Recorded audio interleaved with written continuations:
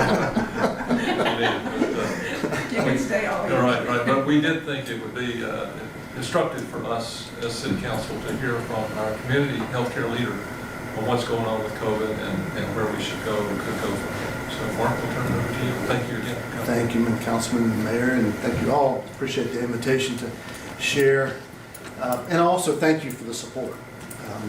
We, as Baptist Healthcare, Gulf Breeze Hospital, Andrews Institute, enjoy a wonderful relationship with the city and leadership, and we're grateful for that, and we don't take that for granted. And I do appreciate the opportunity to come share kind of what's happening inside the four walls of the hospitals, and maybe all the hospitals, and what's happening with COVID in the community. I wish I had a different message. You know, the Peninsula, we had the 4th positive patient in the entire state of Florida back in March of 2020. Since then, about 3 million Floridians have fallen ill to COVID. So we've been in this fight early and for a long time. I was kind of hoping that we could say we're getting close to declaring victory, and then we're anything but anywhere close to that right now. This graphic will show you today a snapshot of the combined hospitalizations in all 3 major health systems in the community. Blue bar is Baptist, purple is Sacred Heart, green is West Florida. And obviously when you look at the beginning back in March of 2020, the far left of the graph, and how we kept it in check, and then of course we had the summer surge, went away, got back together after the holidays and saw the January surge, and it went away. And then what has happened since July 1 has been unprecedented with what we're seeing. And so that's the real picture. And that next slide will show what's happening in the state of Florida. You look, the blue line is last summer, and the red line is our current situation. So what's happening in our community isn't really any different than what's happening in the rest of the state, perhaps even Alabama, Mississippi, Georgia, and Louisiana to some extent. We're all kind of seeing this surge at the same time. Missouri saw it about a month ago, Michigan as well. But it's our turn in the barrel, unfortunately, and so we're seeing unprecedented numbers. This next slide here will show you one of the reasons why. Our community in Escambia and Santa Rosa County, you see our percent total vaccination. Those that are actually eligible, which is 12 and older, roughly 42% in Santa Rosa County. And then fortunately what we're seeing is those that are over 65, significantly greater uptake in the actual vaccine. What's happening right now today, literally as we speak, is at Gulf Breeze Hospital, about 6 out of 10 patients that are hospitalized are positive, or COVID positive, they're in it because of COVID. We have expanded capacity in our critical care here, and certainly at the main campus. At the main campus, it's about 45% of the inpatients are COVID positive. We are in surge capacity right now. We've converted recovery areas in the ORs to be ICUs. We've converted a meeting room space to be ER overflow. We're boarding hospitalized patients in the ER right now that are waiting for a critical care bed. We don't have any critical care beds. We've been going on diversion. All 3 of us, all 3 hospital systems have been going on diversion from time to time. ER diversion, ICU diversion, and even med-surg diversion. So what we hope would never happen back when this started in March, and all the surges since, we're unfortunately in the middle of right now.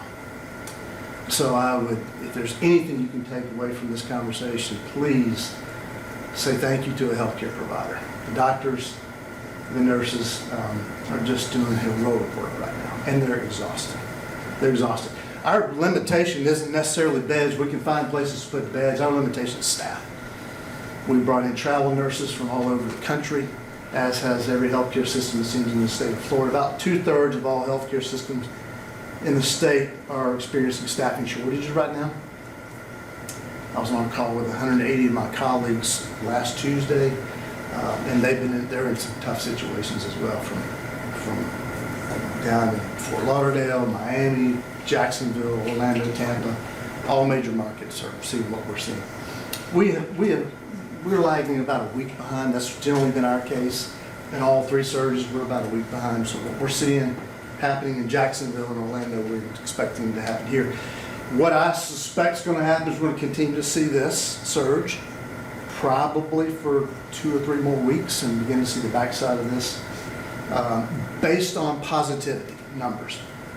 Meaning, here's how it works. We track patients presenting to the ER with flu-like symptoms, then ultimately people testing positive, and usually it's about a week to 2 weeks that they need hospitalization, and then about a week or 2 later, it's when the fatalities show up. And so right now, we're still seeing an incline in the positivity. We need to be at about 5 to 8% positivity testing. This past weekend, both Baptist and Sacred Heart, our testing, we're at about 40%. In other words, 4 out of 10 people that get tested for COVID are positive right now. So it's wildfire spread throughout the community, unfortunately. What's different about this surge versus the other two? I think there's probably a few characteristics. Number one is the Delta variant. It is incredibly contagious. One person, in the original virus, in the first few mutations, one person could infect maybe 2.5, maybe 3 people. Delta's like 1 to 8, 1 to 9. So it's incredibly infectious, airborne. That's what's happening. Another common characteristic is this is truly the pandemic of the unvaccinated. And this isn't helping when we're looking at those that are in the hospital right now, especially those in the critical care units and ventilators. It's the unvaccinated. There are breakthrough infections. Don't get me wrong. Certainly, people that are vaccinated are getting sick, and roughly 85% of the hospitalized patients today are unvaccinated, and the balance are vaccinated. What we are seeing is, fortunately, this go around so far, is the death rate isn't as high as it was back in the January surge and the previous July surge. We're seeing the death rate be about half. Several reasons why. Number one, we have what we call monoclonal antibody treatments, Regeneron. When folks get sick, we try to get them into this infusion therapy, which is about the only weapon we have to actually treat it. And so we're doing about 25 patients a day. We're at full capacity. We're trying to get that up to 80 a day. It's an intervention to keep people from getting so sick they get hospitalized and ultimately pass away. That's helping, number one. Number two, the reason our death rate's lower is it's a younger population. We are seeing teenagers and young adults healthy being hospitalized, but fortunately not progressing to fatality yet. We've had a few of those in the community, but not at Baptist. We've admitted 375 COVID positive patients since July 1. It's about 14 to 15 a day. We have thus far had 22 fatalities since July 1. Total of about 200, a little over 200 fatalities since we started. But again, this is different in that it's spreading so fast. It's overwhelming the healthcare system, but the fatalities aren't there. We're able to intervene, fortunately, at least thus far. And so again, this is probably something that's really more of a how quickly can we get those numbers up till we start to see the backside of this spread. There's nothing we could probably do today as a community to stop this current surge. It is what it is. We've got to weather the storm, which we will. But I sure would love to think this would be our last surge, and we can move on to talking about other things. I'll stop there with kind of the sneak peek of what's happening inside the 4 walls. Happy to answer questions you might have regarding the variant, regarding us as an employer, what are we doing, policies and the like. So with that, I'll pause and take questions you might have. Mark, what about, I just heard something on the news last night about the L Lambda, the Lambda variant, yeah. You know, right now, it's early. It hasn't, we don't have a lot of data on it. It seems to be probably equal in terms of impact on patients, maybe a little stronger of a variant. I've read all sorts of research, those that say, you know, the bad ones really come into those that say, I don't think so. And I personally, I'm not a clinician, but I think the Delta is probably as bad as it's going to get. Typically, these things mutate, become weaker, not stronger, but this one's just become more infectious. And thus far, the vaccines, the original vaccines were about 95% effective on the original virus and the first few mutations. They're still 88% effective on Delta. So that's still the best weapon we have in the toolkit. Other questions? What about people that's already had COVID Yeah. and have their own antibodies still? Yeah, so great question. People that have had the virus. So it depends on the individual immune system, but we've had certainly situations where a person tested positive and 4 months later no longer had positive antibodies. Now, that can be extended, again, depends on the person.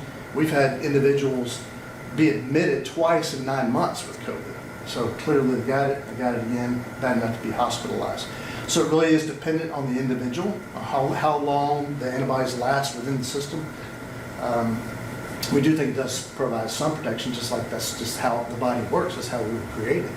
But unfortunately, it doesn't seem to last as long as right, at least now that the vaccine has. Just as an anecdote, my son got it early, at last in 2020, and asymptomatic, just a little stiffness and soreness for about 12 hours. But he got the vaccine and it's been exposed multiple times, and thus far, no infection. Good question. How long should the vaccine keep your antibodies in check? We don't know. Your own antibodies can fade eventually. Yeah. And the only reason I ask is I tested positive in December, and last week I had the antibody test to see, and I still have it. So, Good. that was kind of interesting. And even the provider that I saw, she had it in September, COVID, and she's still testing positive for the antibody. So you kind of read things 90 days, some say years or even decades. So it's like, I know we're still in a learning process, obviously. We are. We absolutely are. And typically the immune system, what it does, I'm not a clinician again, but the way I understand it, is that your body will retain, build up the soldiers to fight the virus or the bacteria, whatever it is involved.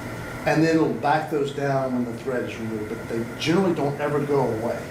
So when it's confronted once again with a threat, it ramps up, produces the immune response, but that's not what we're always seeing, at least with COVID yet. It's probably what you have, your provider. We just don't know. We're so, it seems like it's been forever, but it's only been 18 months and we've been exposed to this novel virus. But we're learning every day, but yeah, it's sort of dependent on the individual. Is it, one more question, if I Sure. can. Yeah.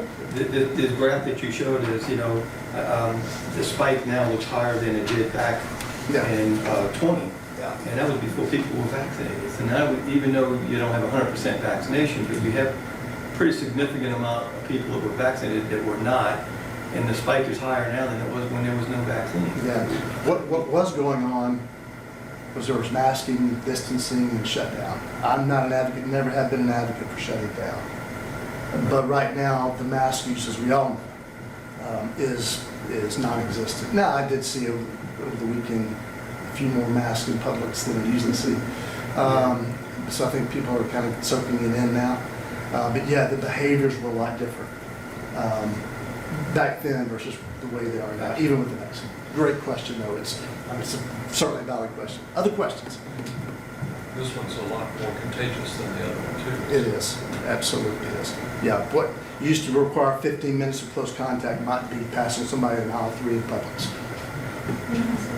We've got a couple of questions from Sure. the staff that they sent in Sure. earlier. I think you touched on one of them already, but another couple here. It says, in one instance, we had an employee test positive with symptoms 3 weeks ago and is still testing positive. The lab told this person that an individual can test positive for up to 90 days. Is the person still contagious? The city's presuming that the employee is still contagious so long as the tests are positive, and the city requires a positive tested employee to test negative before returning to work. Okay. So it's possible to continue to shed the virus for over 90 days, especially for the immunocompromised or those that really were sick with it. Our policy is that we isolate for 10 days after the positive test, okay? And then we have a certain period of being asymptomatic. Typically it's around 10 days. But there are the exceptions. But by rule, what we follow is CDC guidance that 10 days after testing positive, it being no longer symptomatic, one should be fine, not be contagious, even though they might still test positive for the infection itself, or at least for the virus. Another person asked, is it likely that COVID vaccines will be needed annually like flu? Too early to tell. You've heard the conversation probably about the booster.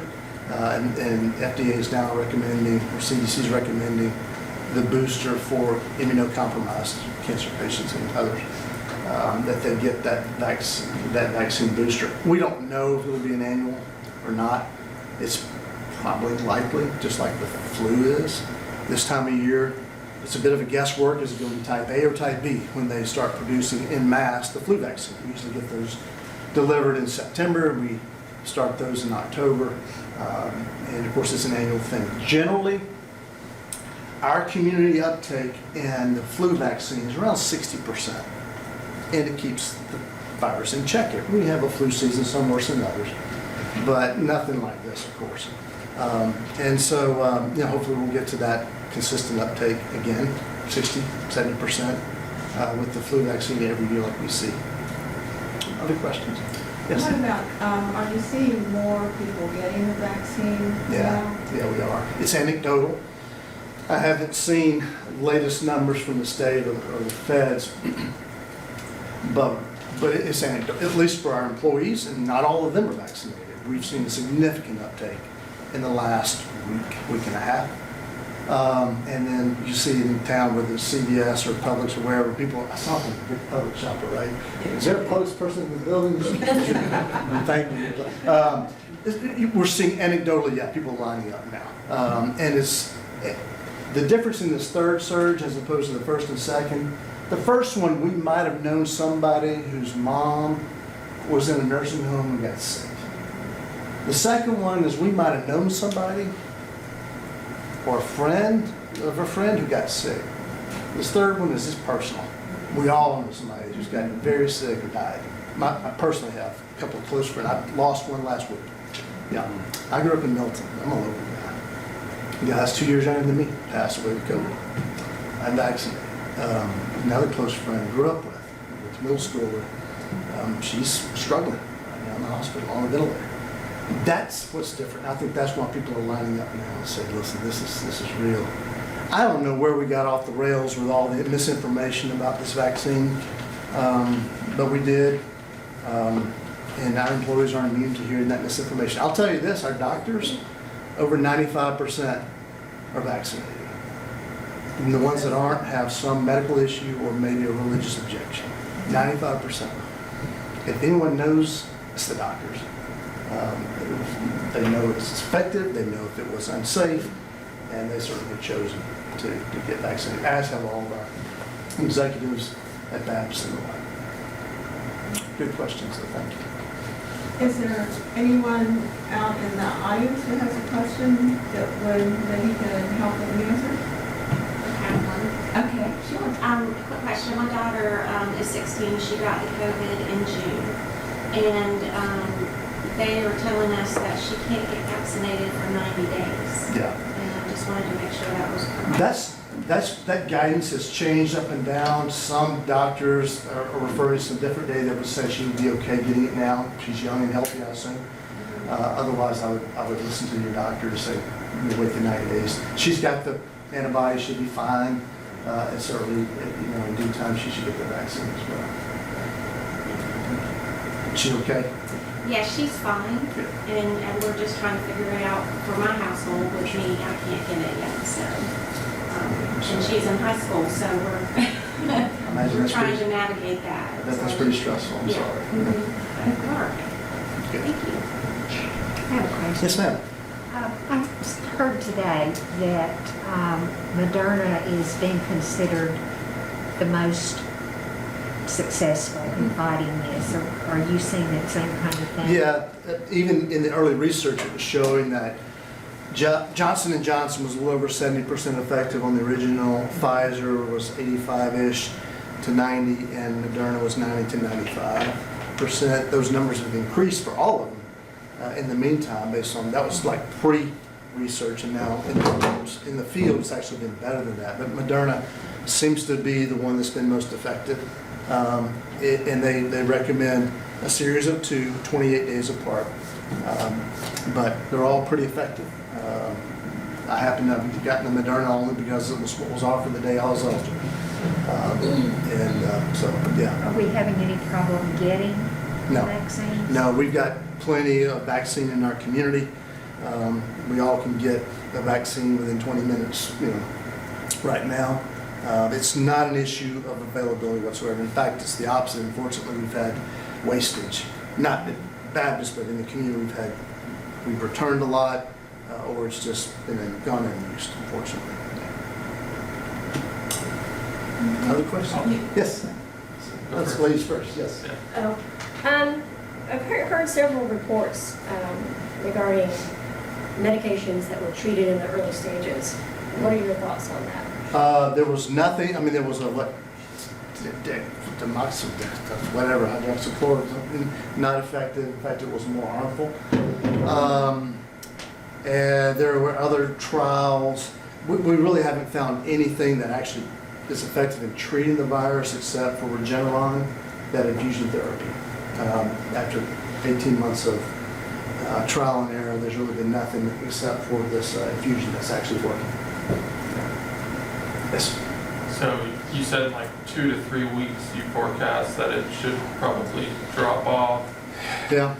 With everybody either testing positive or getting the vaccine, wouldn't you think it would probably start going down fairly quickly? Or do you think it would kind of tail out? The UK's experience about 6 weeks ago was the Delta, and it was a rapid spike and a rapid drop.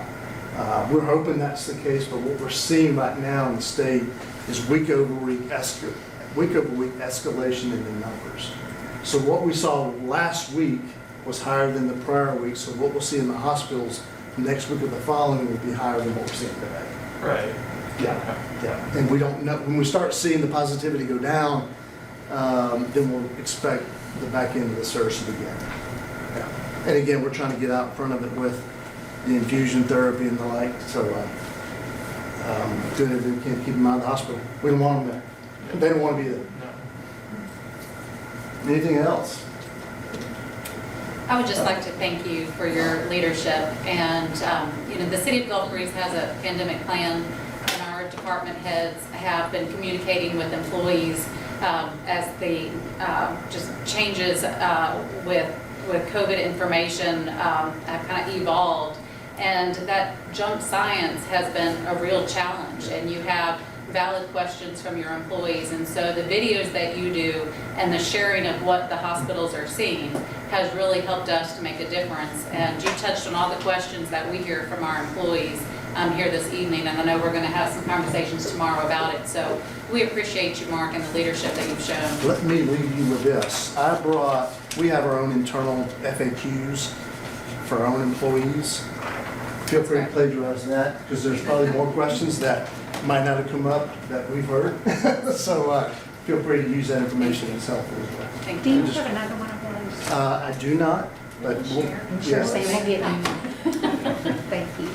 Mark, and your videos are excellent, so please keep making those, thank you. because they're very good, and I see them shared, when they come out, so please keep that. I'll tell my mom you said that. Yeah, she'll be so proud. For once. And thank you so much. Thank y'all. for Appreciate it, coming. getting y'all We support. appreciate your time. I know Absolutely. it's Thank a you. long Thank day. you.